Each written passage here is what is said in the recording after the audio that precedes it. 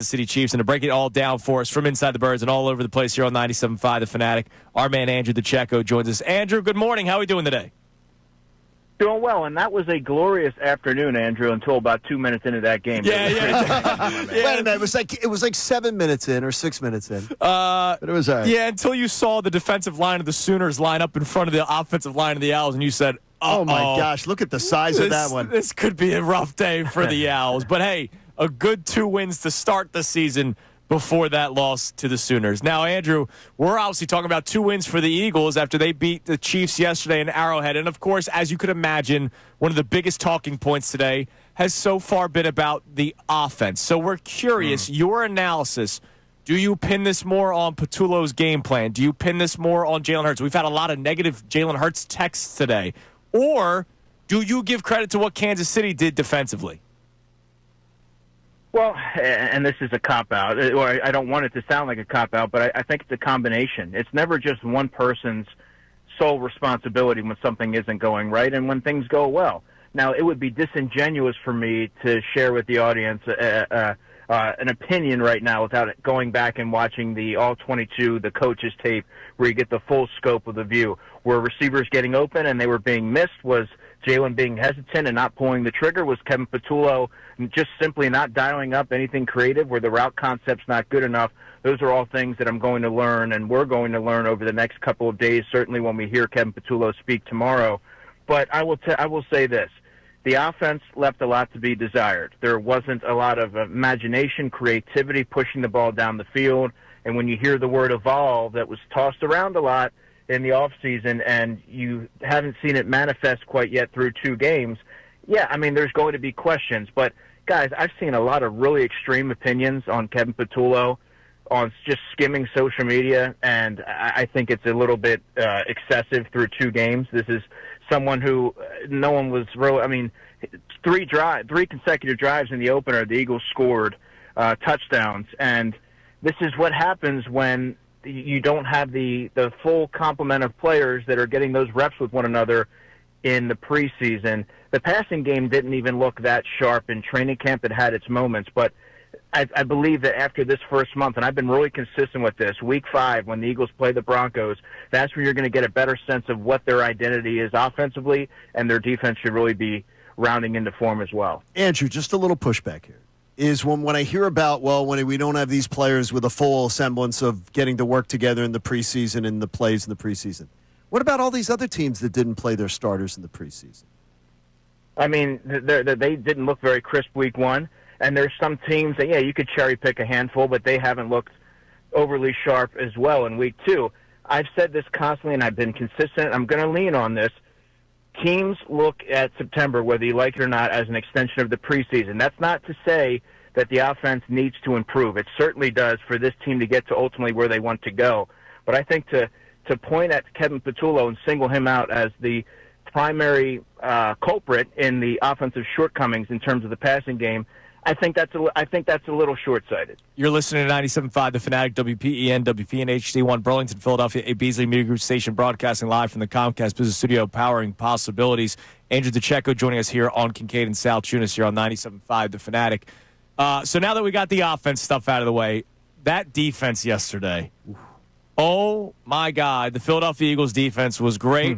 How much of an impact from week 1 to week 2 was just having Jalen Carter back on the field?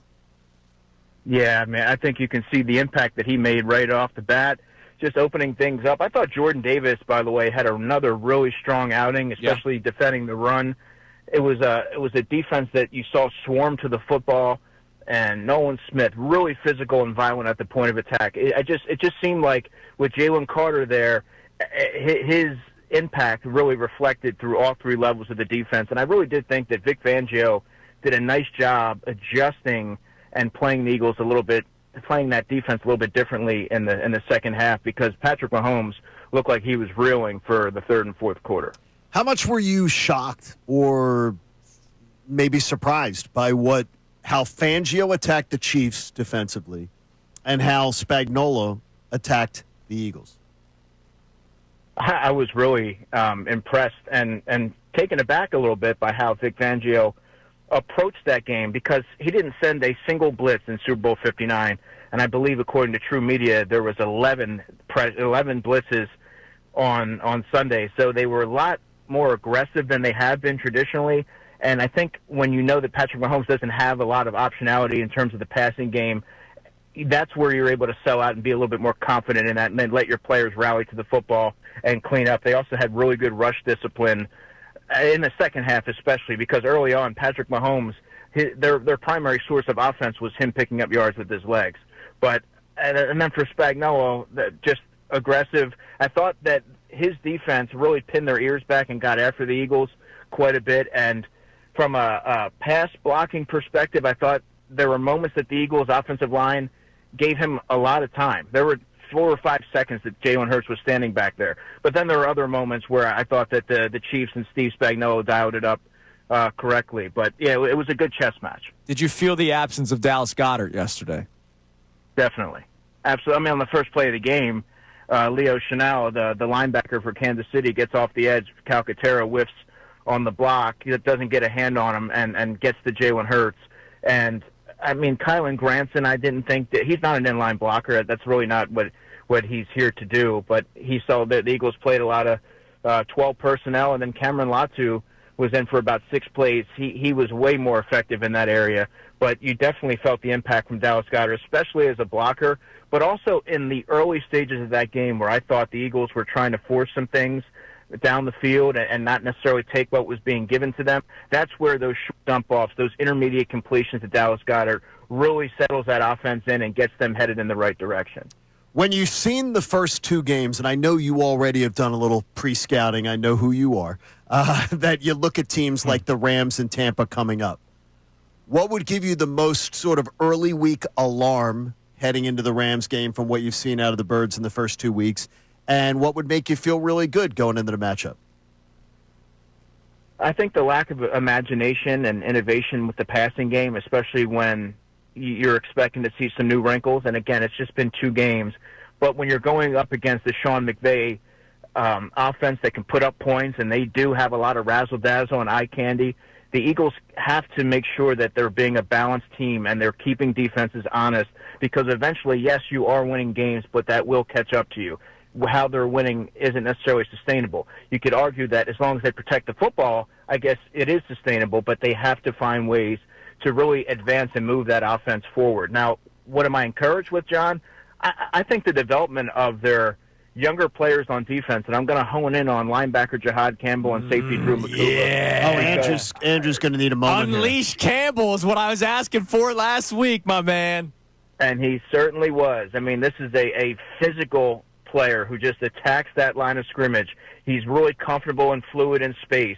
He looks like a player who's already has a full season under his belt. The way that he's sort of grasped things and adjusted on the fly, I don't think should be understated. And then you have Drew McCouba, who it's very telling when Vic Fangio started him week 1, and despite him not playing a lot in the summer dealing with different injuries, it shows you the confidence and the vision that the Eagles had in him, and that's why they drafted him where they did. This is a playmaker. He's around the football. He's highly intelligent. He's versatile, and he can create different some different personnel groupings on defense because of his versatility. And you saw it manifest, taking the football away off Travis Kelce, and really that was the play of the game. Those are 2 players that just 2 games into their career, I think you have to feel really good about where they are in terms of their development. Did we watch the game that will get the tush push banned?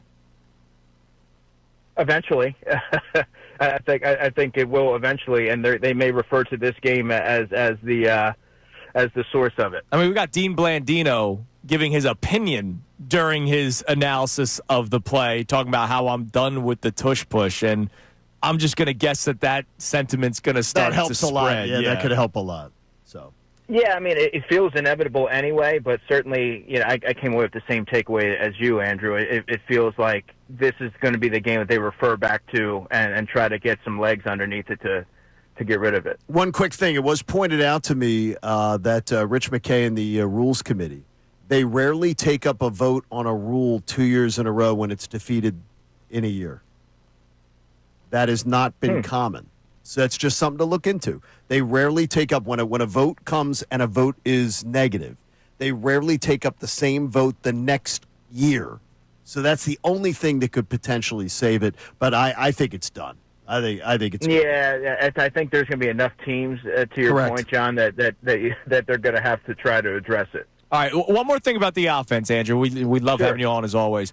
Are you somebody that would look at what other teams did to other teams? We've talked about it a couple of times. The Eagles obviously scored on their first 3 possessions against the Cowboys last week, and then it stopped. And I do believe the delay played some factor into it. But you watched 67-year-old Russell Wilson, carve up the Cowboys defense and put up 37 points. So do you look at that at all and say, I wonder why the Eagles could not do something to that nature with much better talent?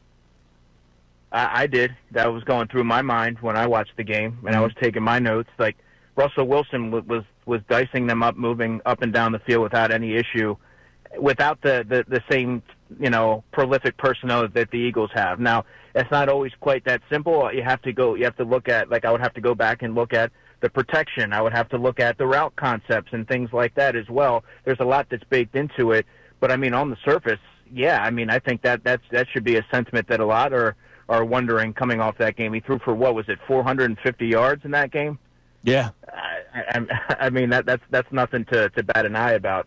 And the Eagles, we talked about how efficient Jalen Hurts was in that first game, and he was. That was an efficient game from Hurts, but you got to find a way to exploit a team like that when you have a Giants team who a lot of folks were really, casting aside and not really giving much, thought or respect to. They were able to march down the field like that against that same defense. Andrew, you're the man. Great job, buddy. Always love chopping it up. What's the schedule this week? Yeah, what's the schedule this week, Mr. DiCecco? Well, I'll be with you guys in studio Thursday. Love that. Tomorrow, Unfiltered, 2 hours. Let's see. Friday, Unfiltered, 4 hours. Oh wow! And I kind of just take things day by day. Damn right you do. And breaking down Temple, Oklahoma on a Saturday afternoon. It's L.A. week. The special team stuff. It's yeah. L.A. week on Kincade and Salciunas. So Thursday you may want to dress really douchey. Yeah, we want you to dress like it's L.A. week. Like you're in L.A. All right, let's go for it. Sound Well, good? how does one do that? I'm not. I don't. Ask Connor. Anything? How does Connor usually dress on a Saturday night? Good point, John. All right, Andrew. I'm not sure I like my guy Connor getting astray like that. We appreciate the time, brother, and we'll talk to you later on this week. Thank you so much for checking out our content here on our YouTube channel. You can like and subscribe, and that way you're never going to miss anything that we've got going on right here at 97.5 The Fanatic.